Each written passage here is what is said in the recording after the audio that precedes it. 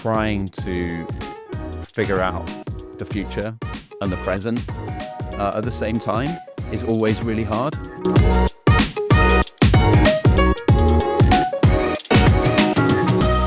Well, we're here to talk about change, and I was doing my digging and my background research. Don't find anything scary, don't worry. But I did find on your LinkedIn that you said, Matt Bland and I started Ragged Edge to use brand to create change. What did you mean by that when you first started 18 years ago? What did that mean to you? That's a long time ago. Yeah. And so I'll do my best to remember. But I think I came from an advertising background. I worked for a couple of years in an ad agency. And I think one of my big frustrations there was the sort of short-term, temporary surface nature of advertising. And it was through that I got into and got excited about brand, because it was the opposite of that. It was long-term. There was real depth to it. And it was an opportunity to work with all sorts of different companies and get really under the skin and really start to help them affect change over a real genuine period of time. Nice. And so it felt like a brand specifically felt like such an exciting opportunity to come in and make a difference to all these companies that we admired. Awesome. And what were you doing in advertising then? Were you client service? Were you designer? Yeah, I was client service. Okay. It was not.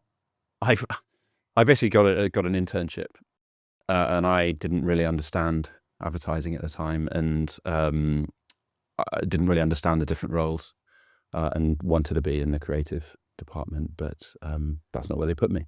Okay. I had a similar experience myself. Amazing. And so in that time where you went from intern to co-founder, tell me a bit about that time and how you came to the decision that starting your own studio was the right thing to do. I think a lot of it was born out of frustration. And I'd come out of this big organization, which was bureaucratic, multiple different floors. So I was in the client service, and they wouldn't even let me go and talk to the creatives, let alone be one. And it just felt wrong. Yeah. And it felt like the work was being delivered to be as efficient as possible, delivered as quickly as it possibly could. And the quality and the impact was like way, way down in the hierarchy. Yeah. And so everything we wanted to do at Ragged Edge with Matt was a response to that, and really focus on the quality, really focus on the impact, really focus on the depth, but also I think really focus on the people. And again, in the big network agency, you were just a cog in a machine, whereas like starting our own thing, we felt like everybody who we brought in would really be able to have an impact and be a real stakeholder in the future of the company. Nice. And so when you first started it was yourself and Matt, it sounds like you already had sight on hiring people and caring for people. What was your plan at that point then? Did you always want to grow to this size now? I'm not sure we had a specific plan at that point, aside from a few pretty basic principles, which were to focus on quality, not quantity. And to make sure, in order to do that, to work with the best people we possibly could. And so it was less about scale and more about the scale of impact we could make through the work, and about finding just incredible people to work with who we could learn from. And we would get better by working with better and better people. Nice. And I guess that includes clients as well as employees. Like, how did you go about finding clients at that point? At the beginning, you kind of take the opportunities where you can find them. Yeah. I think our first client came from a networking breakfast. I've been to one networking breakfast in my life. Well, it sounds like it was fruitful. You Yeah, should make some more. 100% record. Yeah, so that was the first one. But so it was just like every sort of possible opportunity, you would just always be looking for ways in. And yeah, the amazing thing about running a business is it's compounding. And so you win one client, you do good work, they might recommend you to two clients, Yeah. who might then go on to recommend you to two clients each. And so often, as people starting out will often find, like, it's really hard to begin with, but the longer you're in the game, the easier it gets. Does it feel easier now than when you first started? It's definitely, lots of things are easier. Hmm. But of course there are lots of new problems Yeah. as well, and obviously a 40-person agency has a lot more complexity than 2 people. Yes. Yes, I can imagine. And thinking back about then, I'll come back to current day at some point, but Yeah. I'm really interested in that moment where you started. What was your actual ambition like at that point? Did you feel like you wanted to take on the world, or were you seeing how it goes? I think we had a lot of ambition for the quality and the impact of the work, and perhaps naively we saw what was happening around us and thought, yeah, we can do better than that. And I don't think that was arrogance. I just think it was a response to the general, particularly with in those big agencies and those big network agencies, the general like apathy Yeah. and the focus on anything but the actual quality. So for us, the ambition was about quality rather than scale or even specific clients. It was just about the quality of the work. Smart. And what about your ambition now? Honestly, it's kind of the same. Um, we, as a group, we've been getting better and better for, it is now 18 years. What that means is we've been hiring better and better people. Everybody who comes in makes us better. And that is something that's never over. Like, you can Yeah. always get better, you can always improve. And so for us, it's about realizing the potential of this incredibly talented group of people, realizing the potential of this incredible culture that we've built, of the process that we've built and refined and honed over time, and making sure that we maximize the impact of this group of people through the clients and partners that we work with. And that might be, it's not about scale. That might be a consequence of it. We may get bigger as a consequence of it, but it is about, can we do the best branding, most impactful branding work in the world? And impact means so many different things in Yes. our world. What does it mean to you personally? Like, what impact do you like to see? I want there to be, and this is hard, but I want there to be a clear line between the work we do and the business results.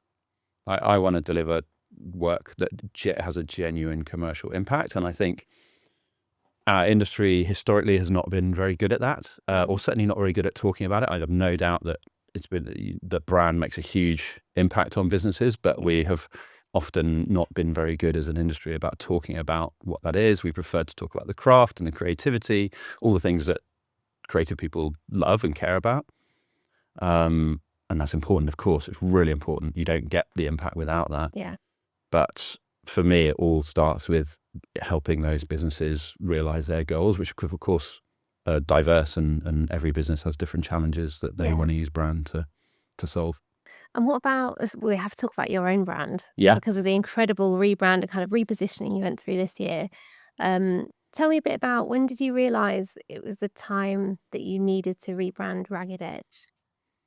It's a good question. We're always changing. I think any agency has to keep changing, and especially one that's, we've been going a little while. Like, we have to keep pushing forward. Yeah. That forward momentum is what shapes and makes an agency and makes people want to work with you and makes people want to come join you.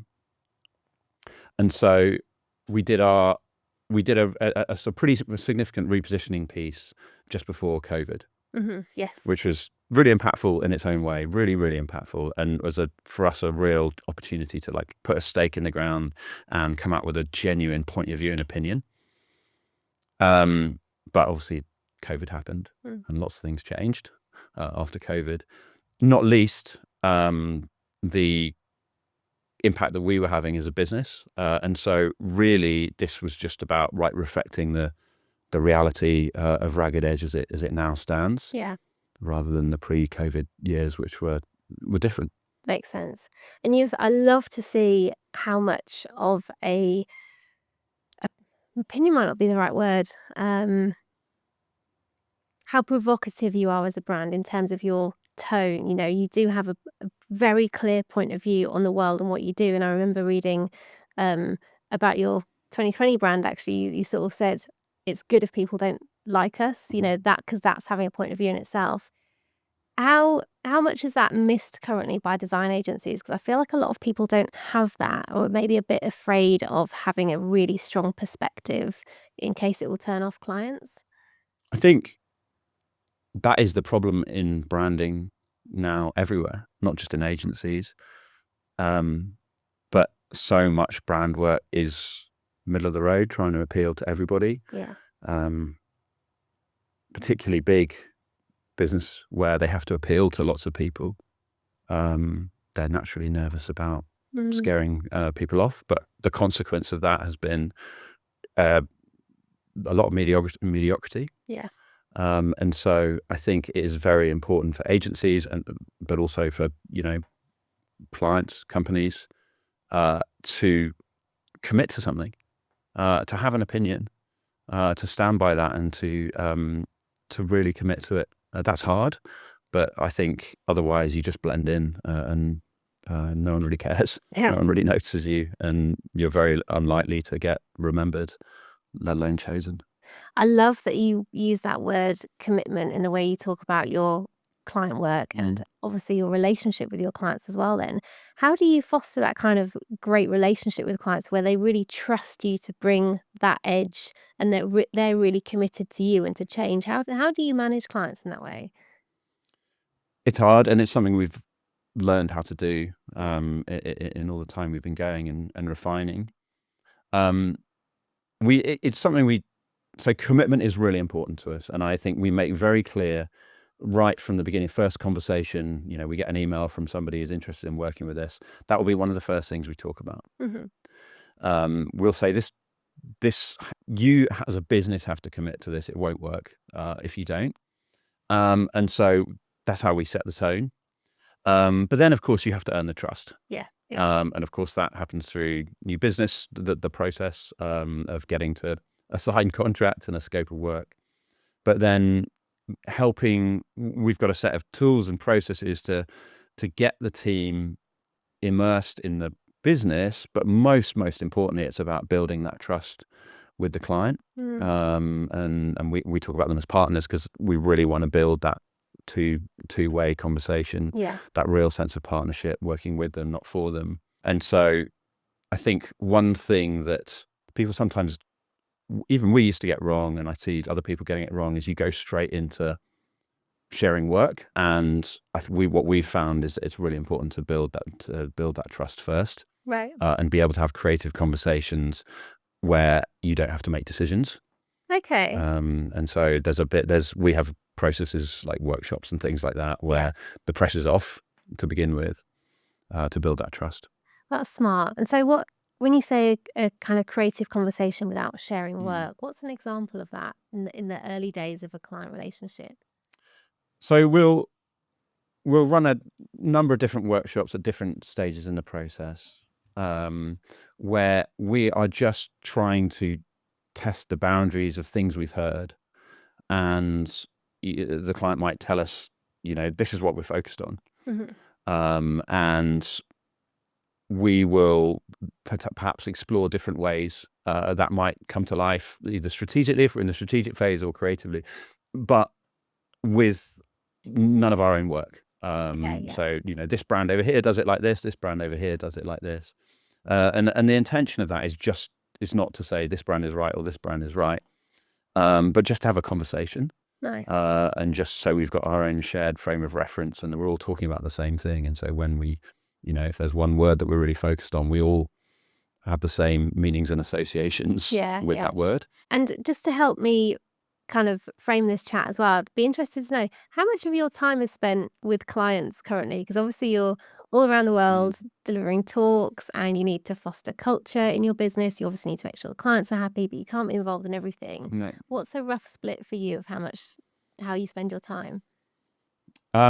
We are really lucky as an agency now where we have some incredible senior people.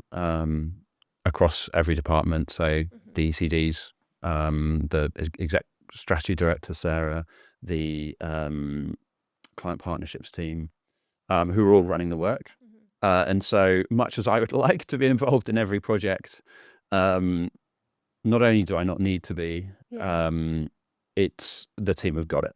The team have got it. So for me, it's really important to take a kind of helicopter view of the work, to understand what's going on with all of our clients, and to be involved, but I'm not doing the work. I'm not making the decisions, because we've got an incredible team who are, would be better than me at making those decisions. And so as a consequence, my work is more about trying to find the right clients to work with, trying to help tell the right stories, to help find those clients, hire the team, set the culture. So it's more focused on that, rather than actually being in the nitty-gritty of the work. I cannot imagine how that feels to let go of control of your own creative business like that. Did you struggle with that, or you found people you trusted so much that it felt easy? It was definitely not easy, and actually there was a bit of a catalyst for it during COVID. Right. Obviously that was quite a challenging time, as it was for everybody, and I think we wanted to make sure we came out of that in the best shape we've ever been. And in order to do that, we had to be like brutally clear on like where each of us could add the most value, and just really double down on that. Right. And so it became clear then that me being in every project was a luxury. And that actually my time needed to be spent helping like grow the business and figure out how to work with the clients that we needed to. So it was out of necessity, but what was really interesting was, and a bit of a blow to my ego, was that the work didn't suffer. Oh no. Yeah. And it, like, honestly, it was a blow to my ego. Like, it was not a joke. Like, it's sort of kind of, obviously it was amazing to see that the work was still as good and probably better than it ever been. In fact, definitely better. But it was, there's something in you that wants to believe that you're crucial to this stuff. Of course. And to find out you're not is like, okay. That was wild. Yeah. Wow. And did you, through that exercise, so you identified where you had the most value, perhaps where you weren't needed. Yeah. Did you identify anything that you were bad at that you needed to then find someone to delegate to? My whole career has been figuring out what I'm bad at and trying to help and trying to find people to who can do that better than me. My business partner, Matt, he runs the business really, and the operations, the people. It's not to say that I'm bad at, but I would definitely say that Matt is good at all the things that I'm bad at. Nice. And so it makes for a really, really good partnership. I think what is interesting as well is so as we've hired, amazing people that can do the things that I thought I was good at, I've had to fill different roles over the course of 18 years. And that's always been uncomfortable. And I've had to learn how to do things, not least like the sales and new business, which was something it doesn't come naturally to lots of creative people, including myself. And so it's a steep learning curve every time. So how do you go about learning a skill like that? I think you have to be really tough on yourself, and you have to be really open to feedback, listening for and listening to the clues about what you might do differently, and being really honest with yourself about what you need to improve. It's easy not to be. Back to that ego thing, I guess. But I've had to learn, very quickly. And like, if you go through a process where you maybe don't, lose a few clients, lose a few jobs, the agency is depending on you not continuing to do that. Like, the agency is depending on you winning that work. And so you have to figure out pretty quickly what you've been doing wrong, what you need to do differently. It's such a big swing though, isn't it? When you're learning, when you're at the top of the top, when you're at the top of the hierarchy in a business, like yourself, the swings of failure are much greater than when you're learning, and so you have someone to kind of pick up, and the swings aren't losing clients or something. They're getting small things wrong. Did you also go through do you go through any kind of training? Because I feel like we invest so much in training our teams, which is fantastic, and at a time when you really need to learn kind of core skills. But what do you do you go through any training yourself? Have you done that in the last 18 years? I think we've done a little bit, but the thing that I've got really real value out of is we've worked with different consultants at different periods, and it is people that have been there and done that, and that will just bring an opinion Yeah. and challenge you. And I think it is really, really important to have people around you, whether external or in the business, that are able to challenge you and show you different ways of doing things. And so that's been my way of learning. In addition to trying to just be a bit of a sponge in terms of like learning from, books and things like that. Yeah. But the bringing in external people for sort of short periods of time has been really integral. And like I could point to every single person that I've worked with. I could tell you exactly how they've made me better and how they've helped me, Amazing. which is really cool. Yeah. Oh, I love that. How have you been challenged this year? I think the industry's in a period of change at the moment, and there's this big inflection point, isn't there? Lots of people asking what's going to happen. But that's challenging in itself. Yeah. And so trying to figure out the future and the present at the same time is always really hard. Yeah. And trying to keep that balance between like, what are we building? What are we trying to achieve in the long term versus, okay, we've got to hit these numbers. We've got to deliver. It's just continue delivering at this insane level. We've got to hire these different people. We've got to, all that stuff. That's the hard bit, I think, is making sure that you don't get sucked in too much into the day to day. Yeah. And you think more long term. And that is a constant battle for me because I want to have an impact on a daily basis.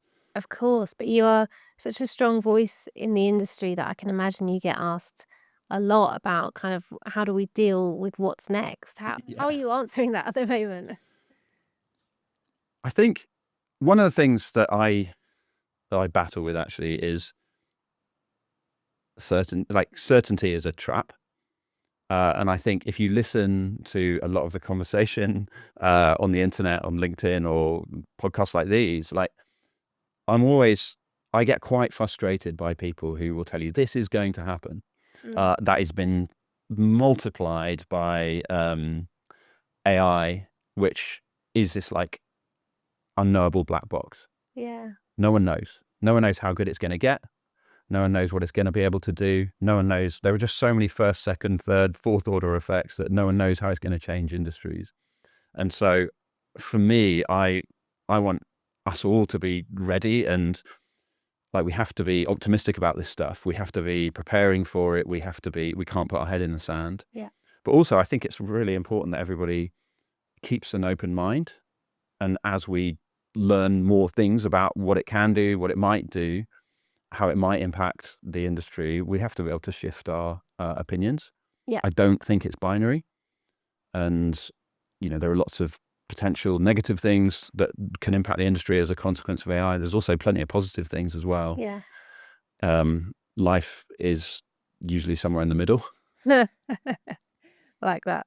So in this time of uncertainty and change, you mentioned there about being ready and optimistic. When we don't have the knowledge to deal with this, what attitude should we have then going into the next year as business owners?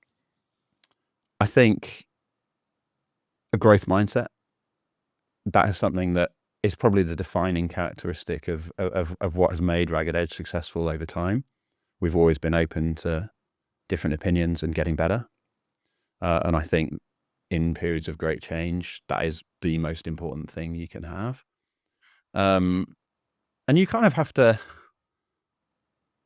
you have to be aware of both sides, and you have to like plan for things going wrong, but also like hope for the best and be optimistic and everything we've seen in the industry and business is that optimists tend to win Yes, in the long term. I agree. And so getting too down on this stuff is probably counterproductive. Yeah.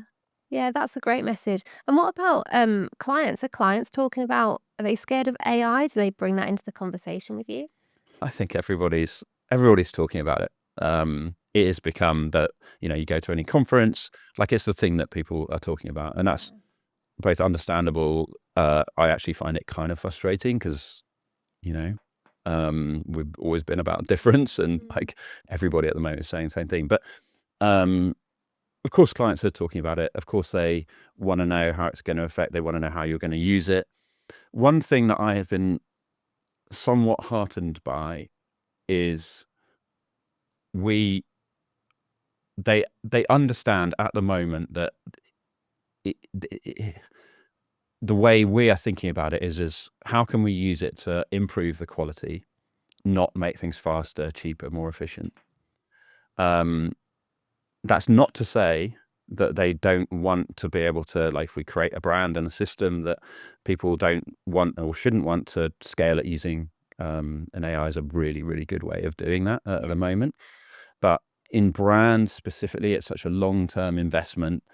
It would be crazy to try and cut corners Yeah. at the expense of the quality. And so we've not worked with anybody who's even had a suggestion that we reduce the quality by trying to like outsource things to a technology that maybe isn't quite there yet. Yeah. Nice. And so that has been quite heartening. So we want to use, if we can use AI to make the work better, amazing. But we wouldn't want to do it to make it faster at the expense of the quality. Yeah. Do you feel like, though, reflecting on client behaviors, I suppose, and how they've changed, all of those things that you just said, you don't use it, you don't lean towards like making things faster or more efficient or whatever. Is it fair to say that clients do want things faster now than they did before, or do people still have that long-term lens that you should when you go into a significant branding project? I think the prevailing conversation is about faster, more efficient. Can we save costs? Like that's something we're just all hearing, isn't it? And because that's something that AI is already potentially quite good at. Yeah. So that's always a conversation, but it is not people. And I think the problem with where we are at the current like state of the industry, the output of the industry, the output of in like design in general, is the quality. There are too many compromises being made in quality at the service of speed and efficiency, and I think that the consequence of that is everything sounds mediocre and it's boring and it's not interesting, and the stuff that has intention and thought and is different and has a bit of an opinion and has that craft like really stands out. Yeah, absolutely. Yeah. And how do we go about changing that then? It must be really hard for people who are working independently or in smaller agencies. Is it about having those conversations with clients, or is there something we can all do personally that will make that momentous change for the industry? I think we have to be disciplined about how we tell the story. And I think for brand very specifically, it's a long-term investment. There's no sense in cutting corners if it's going to compromise the quality. And I think we have to help people understand that. And we also have to help people understand the commercial impacts of brand. So back to what we started talking about, like that commercial story, Yeah. the impact of this being done right, if you do it in the right way, and if it does genuinely stand out, if it does genuinely have the power to get noticed versus the competition, that will have a commercial upside. Yeah. But in order to see that commercial upside, you need good creative work. Still takes time, care, intention, conviction, and without that, it ain't gonna work. Yeah, fair. And thinking back to kind of the general tone of the industry right now, how would you summarize how people are feeling? Because you obviously have a lot of conversation with other founders and business owners. What's the tone right now? Honestly, I think there's a lot of confusion and people don't know. They don't know what to think, Mm. including myself. Again, like that, back to that thing about certainty. The economy, not just in the UK, but like globally, is very uncertain. Yeah. That has all sorts of impacts in terms of like clients making decisions, decisions in a timely way, making them in a way that has like real conviction behind them. Like any uncertainty we've seen this over time, like any uncertainty in the sort of economy and the wider environment always has an impact on creativity. Yeah. And I think we can all feel that. And there's the uncertainty around the economy. There's the uncertainty around the sort of impact of AI and what's going to change Yeah. in the next, tomorrow, let alone in a month, let alone in a year. And so, yeah, people are struggling with that. I think that's definitely my experience. I really believe at the moment, people always talk about the industry as this abstract thing. The industry is doing this. The industry thinks this. We are the industry. Like, we're all the industry. We get to decide. And at the moment, the industry, us, all of us, are at this point of change and inflection. And we get to decide what happens next. We get to craft that narrative. We get to decide and define what branding, what creative, what design is in the future. To do that, we have to come together as an industry. We have to support each other. We have to celebrate the successes, the impact that our work has on businesses.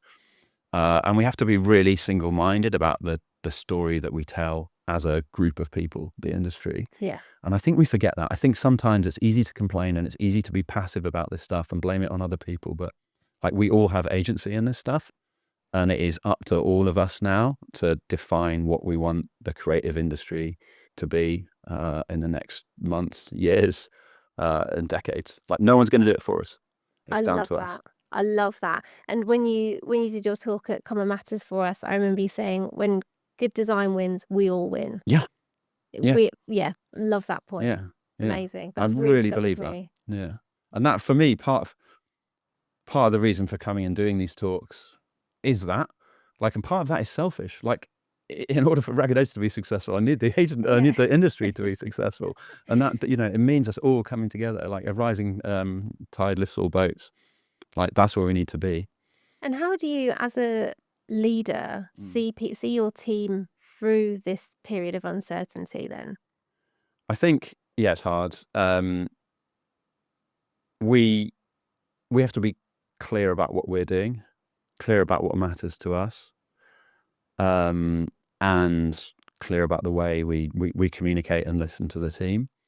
And I think if you can do that and do it with like empathy, people, you earn that trust. Yeah.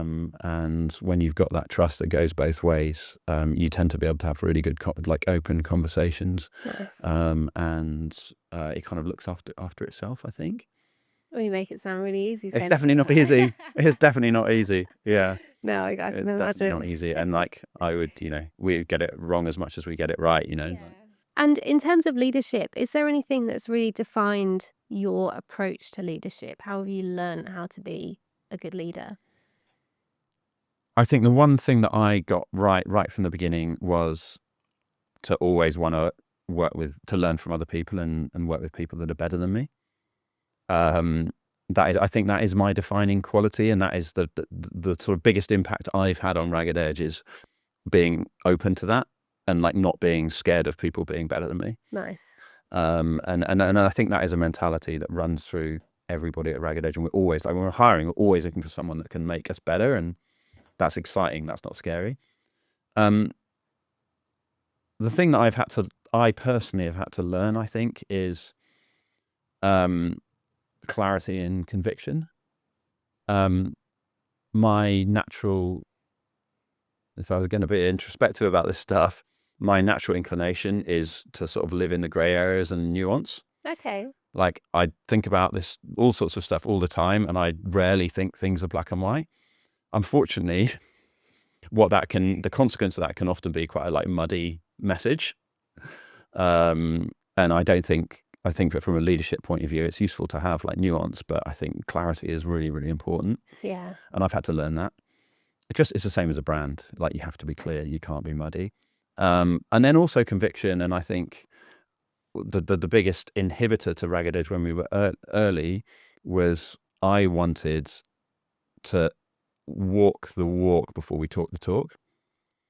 And that's just my natural inclination. I'm just not one of these people that wants to say stuff until we've done it. Yeah, okay. But what I realized was that was actually harming Ragged Edge, because my reticence to talk to how good we actually were meant that people didn't think we were as good as we were. And that was unfair on the business, and it was really unfair on the team.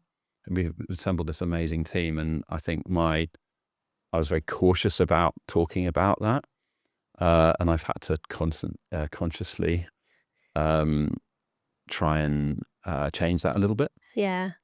You've hit on some points that I bet really ring true to a lot of creative people. Being curious in your approach makes you a good creative, but can harm that conviction piece if you're always trying to figure out what you're doing. And then that constant tension of being humble, because you live in a world where everyone's very impressive and you have a team who are all better at things than you are, versus having the confidence to speak to your true value, I'm sure are things that people really struggle with all the time. So yeah, that's really interesting. And again, you spoke about the start again. Then, is there anything that you would change about founding Ragged Edge? I think we would be, if I could do it all again tomorrow, we would be more. I would want us to behave with a little bit more conviction, and to come out of the blocks with a real strong opinion, and make sure we told the world about that. We were, as a business, we were always, it was all about sustainability for us. And we took a risk in starting it, of course, but like in terms of like hiring people and like being aggressive about that stuff, we were quite slow to talk about the business. We were quite slow to build our profile. And I think I've seen lots of other businesses who did the opposite of that and came out with real conviction. And my advice whenever I talk to people who are just starting on this journey is like, don't undersell yourself, and have the confidence to be a bit of an optimist and go for it, because optimists tend to win. Love that. Yeah. I completely agree with that. That's amazing advice. And finally, while we're talking about change, what change are we going to see from you or from Ragged Edge in the near future? We're always changing. I think we are really, really focused now on, we know what we're doing. We know the type of work we want to do. We know the impact we want to have. We know the types of clients we want to have that impact on. And now is making sure that we really deliver on that. I can see it, like, obviously, like the world that the external world sees of an agency versus what's happening internally. Like, what we're doing internally is, 6 months to a year behind what we're able to share. In front of what we're able to share to the outside world. So I can see that happening already. And we've gone up a gear as an agency, and it's really exciting to have that in the chamber and like be able to start to share that with people and start to like realize a bit more of that ambition. Amazing. Well, it sounds really exciting. I can't wait to see. We'll regroup in 6 to 12 months. Sounds good to me. Yeah. Awesome. Thank you so much. I've really enjoyed our chat. I love the point about optimism. It's something I always come back to, but it's always really refreshing to hear it from people like you every time. So I really appreciate that. And thank you so much. Thank you.